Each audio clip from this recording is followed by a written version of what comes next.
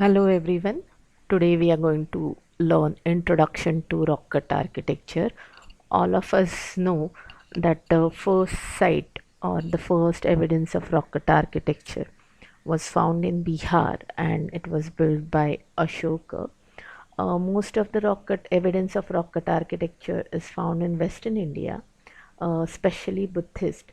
So if we would see the history, the Buddhism reached Maharashtra around 3rd, 2nd century BC, and it is believed that Ashoka was the one who was responsible for it because he sent one missionary, Mahadharma Rakshita, to Western India, especially Nala Sopara or Sopara. At that time, ancient name of this particular site is Sopara.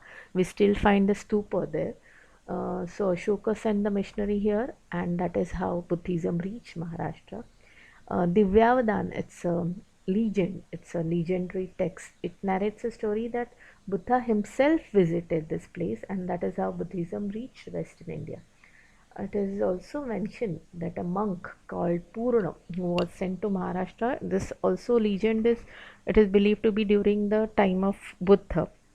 But the main reason of popularity or spread of these rock cut caves were the trade routes. As you can see them in the maps here, the trade routes were responsible. If we start traveling, we do find a cave at every 30 kilometers. So it is believed that at that particular period, Satvahana rulers were ruling here over the Maharashtra, and their capital was Paitan, which is or Pratishthan, which is near Aurangabad. And those traders used to come. You can see here the port here. Sopara was also the port, and Kalyan was a popular port. And the travelers used to travel here all the way to the port, especially from the Paitan to Kalyan. So they used to use these trade routes, and these particular caves were used by them as a guest house or the residing place. So during the daytime they used to walk, and the moment they used to reach at one particular place, we will find the one cave here. So as I have already told you, the Satvahana kings have played very important role because all the caves belongs to their particular period when Satvahana rulers were ruling. Natural advantage of Western India or Maharashtra is the Sahyadri mountain range, which is spread over the north-south, dividing Maharashtra into a Konkan and Deccan. So there are around 1200 rock cut excavation.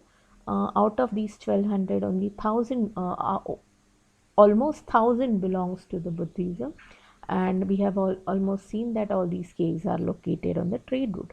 And one of the most ancient site, maybe we can see the beginning of Buddhism. There's one stupa. It is not rock cut architecture. It is a uh, built stupa, built with brick. It's a structural stupa, rather we should say.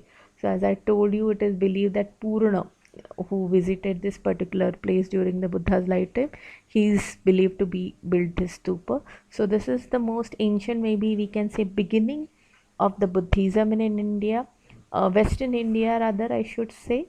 And actually Western India borrowed this particular architecture from the Ashoka was ruling over Patna or Patliputra, and it is believed to be that he built or he donated Barabar Hills caves to Ajivaka monks. They didn't believe to belong to Buddhism, but he donated these particular caves which are in Bihar right now, and it is believed that we Western India they copied this particular architecture.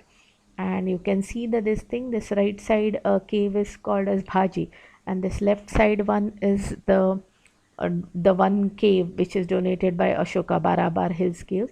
So we can see the similarity in both this thing. So Ashokan caves are found in Bihar, and this architecture was copied it at Bhaji.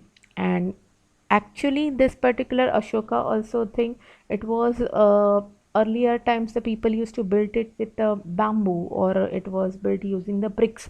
So that same architecture was copied in the rock cut architecture. That is how all these caves were built. So same architecture they tried to copy in the rock, or they tried to build it in the rock. Thank you very much.